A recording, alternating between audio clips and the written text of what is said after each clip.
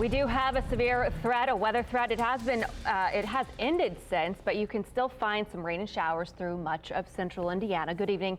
I'm Kylie Conway. And I'm Phil Sanchez. The storms that moved through earlier left thousands without power. We have team coverage of that damage tonight. We'll hear from News 8's Dan Klein and Demi Johnson in just a moment. But first, we want to check in with Chief Meteorologist Ashley Brown. Ashley. Okay, what a night we had out there. You know, showers and thunderstorms sliding across the area, some heavier downpours of rain as well. And the big issue tonight, winds gusting of 60 to 70 miles per hour. Now, the severe threat has come to an end as we no longer see severe thunderstorm warnings out for the state of Indiana. Still some stronger storms off to our south, but what we have now is some pretty good rain that's falling. All right, let's zoom in just a little bit closer. The threat was mainly north of Interstate 70, but over the last several hours, the threat had shifted south of Interstate 70. Right now, my only concern is the heavier rain bringing flooding to the area. Zooming in just a little bit closer here, you'll notice around Indianapolis there on 465 loop, rain completely saturating the atmosphere there. Still some heavier showers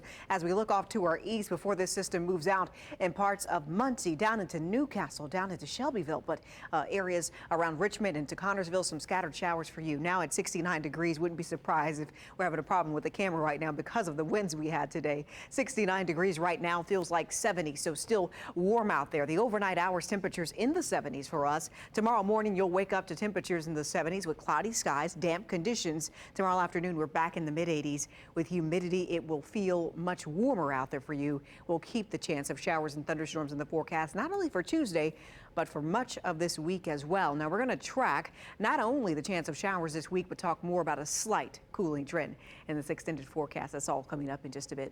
Phil. Thank you very much. We want to go to Brownsburg now, where a tree fell onto a house. News 8's Dan Klein live tonight on Jefferson Street with that story. Dan.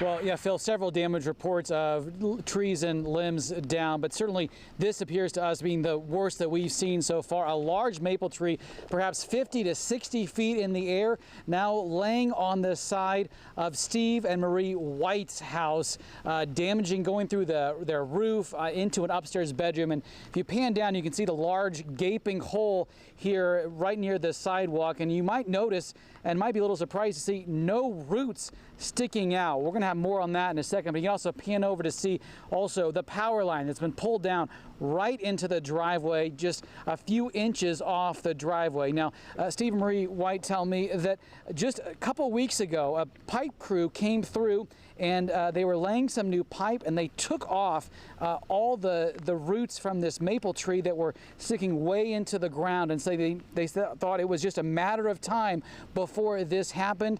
And around 6 o'clock tonight, that's when those strong winds came through, the rain came through. You can take a listen to what Marie, she just watched it happen.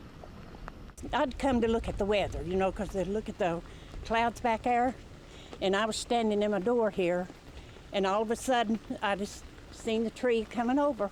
I just seen it coming over. And I hollered at Steve, I said, the tree's on the house, and he was in the other room. What did it sound like? Just a thump. That's all it was. And they're pretty upset because they talked to the city about this and thought that this tree could come down at any time several weeks ago, and we're hoping it would certainly be brought down before now. Now they're just trying to figure out exactly what's next. They're thankful for now they still have power, but for now, Jefferson Street is closed just north of Main Street because of that power line crossing the road. Reporting live in Brownsburg, Dan Klein, Wish TV, wishtv.com. Be sure to follow us on Facebook. Dan, thank you very much. In Plainfield, meanwhile, crews called to a house fire on Kai Court. That's near the Plainfield Correctional Facility. A tweet from Plainfield Fire indicated the fire was weather-related. Firefighters have not elaborated on the cause. No one was hurt. We are still seeing some ponding on the roads tonight. News 8's Demi Johnson is in Mobile News Tracker. Demi, what are you seeing out there?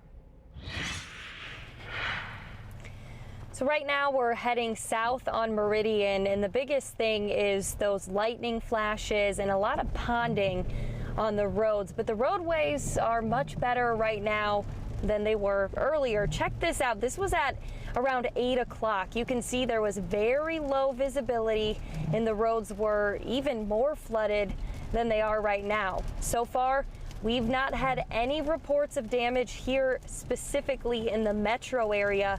But again, as you just heard from Dan, we had some in surrounding areas. If you have any that you want to share with us, you can send it in and we may use it online. Live in the Mobile News Tracker, Demi Johnson, Wish TV, wishtv.com, and follow us on Facebook.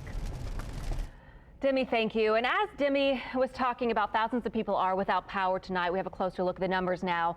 IPL is reporting 16,355 people without power. Duke has more than 46,000 people in the dark. And don't forget to download the Wish TV weather app. It puts current conditions, an hour-by-hour forecast, and live interactive radar in the palm of your hand. Plus, it can send you alerts when severe weather's in your area. It's free. Just head to your app store to get it.